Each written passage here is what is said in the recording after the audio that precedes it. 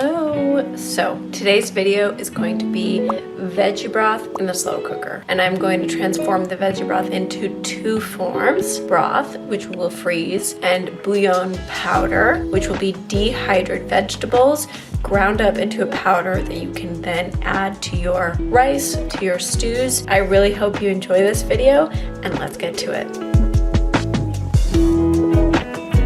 Okay, the first step for this recipe starts honestly weeks before you're gonna actually make the veggie broth, simply because I'm using frozen leftover scraps. I will take any remaining herb stems, any onion leftovers, basically any vegetable you use, the garlic skin, the casing of the garlic, and I freeze them in a bag and I leave it in my freezer until I'm gonna cook up a batch. I let it defrost and then I clean it with just a little bit of vinegar and water. I let it soak there for a little bit. I rinse it and then we can use the vegetables knowing that it's completely clean. You can opt for simply cleaning all of your veggie scraps before you freeze them to omit this part completely, and you can just dump from frozen into your slow cooker.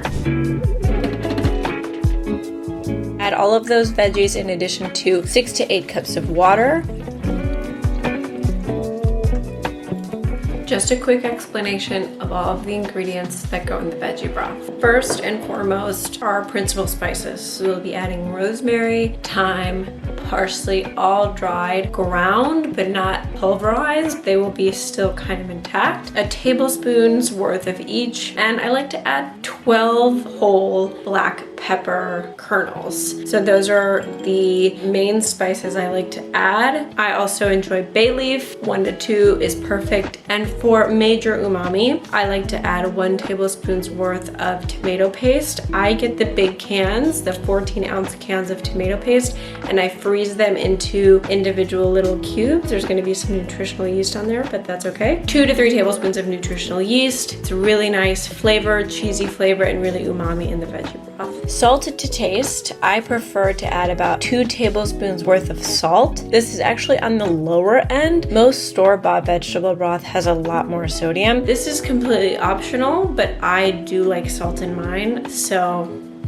I'm gonna add kosher salt. You can add iodized salt. You can completely omit it. You can also choose to add potassium because potassium has a very salty flavor to it. I will leave that linked in the description for you all as well if you're watching your sodium. And then let your ingredients simmer on high for 4 to 5 hours or on low for 9 to 12. As with all recipes, make sure to adjust and taste test as you go along. Now that our veggie broth is done, I let it hang out in the fridge overnight after I cooked it in my slow cooker just because I ran out of time on the given day that I was cooking this recipe. I am going to give it a quick mix, blend all of the vegetables with a little bit of liquid that we will then strain and use that liquid still with the veggie broth. The bulk of the veggie broth liquid, I'm just gonna freeze in large ice cube trays, but all of those vegetables that are behind, we will dehydrate. I'm gonna show you how to do that. Dump all of your veggie broth into the colander with a very large mixing bowl underneath so it catches all of your veggie broth. Press down on the vegetables to release as much liquid that they may have inside of them in order for you to yield the largest quantity of vegetable broth. Those leftover vegetables that should be in your colander after you take all of your liquid and veggie broth and put it through it will be the basis of your veggie bouillon powder. This is how to truly make this recipe no waste. In a Vitamix or a high-speed blender, I highly recommend a Vitamix because it's the less headache blender there is. I add all of my ingredients to my Vitamix and then I process them with a little bit of that additional veggie broth if needed to get the mixture going, but less is more here because the vegetables will still have some liquid in them. You want to pulse them in your Vitamix until they're a really, really thin paste. You don't want them to be super chunky. It's not a big deal if the pieces of vegetables do not get incredibly small, but the smaller the better. Once you have sort of a vegetable paste, what you're gonna do is you will preheat your oven to 250 Fahrenheit, 120 Celsius, and on a medium-sized baking tray lined with a reusable baking mat, you want to take all of that vegetable paste and spread it out very thin as possible. This way it will dehydrate much quicker in the oven. In your oven, dehydrate for 2 hours, making sure that the edges of the veggie broth paste are peeling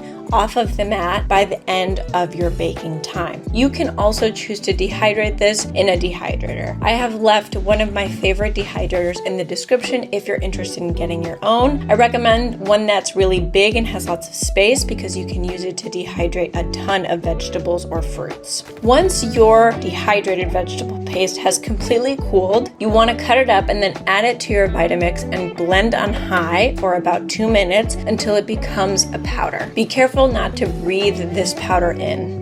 This powder combined with 1 tablespoon of the powder and 1 cup of water will turn into 1 cup of veggie broth. In dishes where I want to include lots of flavor, I include this veggie bouillon powder freely because it really does add a nice vegetable background base to your recipes. Your veggie bouillon powder will last in the refrigerator for 2 months. You can also freeze it up to 6 months.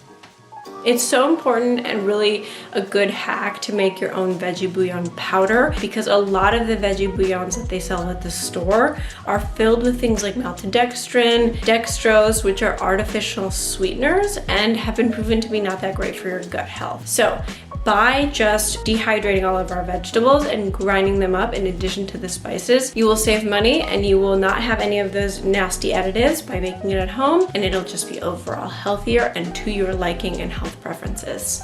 For the frozen veggie broth section of this recipe, you want your vegetable broth to cool off substantially because we're going to freeze it. Store your veggie broth in airtight containers such as mason jars. You can then use them freely during the week. If you like to make your veggie broth last a long time, I recommend freezing your vegetable broth in very large ice cube trays. Once it's done freezing, you can pop out your ice cubes and store them in gallon-sized silicone bags in your freezer for up to a year. This way you have almost an endless supply, truly not endless because you'll have to make this veggie broth again, but a very large quantity of veggie broth that is readily available to you at any time. If I need to use this veggie broth right away from frozen, all I do is take a handful of cubes, put them into a microwave-safe dish, nuke them for about a minute or 2, and you will have fresh veggie broth. If you're making a soup, for example, on the stovetop or in the slow cooker once again, all you'll need to do is add a couple of those veggie broth cubes and include them into your recipe and allow them to melt naturally. As always, everyone, thank you so much for watching this video in its entirety. Your viewership means the world to me. Be sure to subscribe to the channel, like this video, and comment for more recipes that you'd like to see made in the slow cooker. And be sure to follow me on my social media and subscribe to this channel where I post shorts every day and full recipe videos every single Friday. I hope you all have a great rest of your week and see you next time.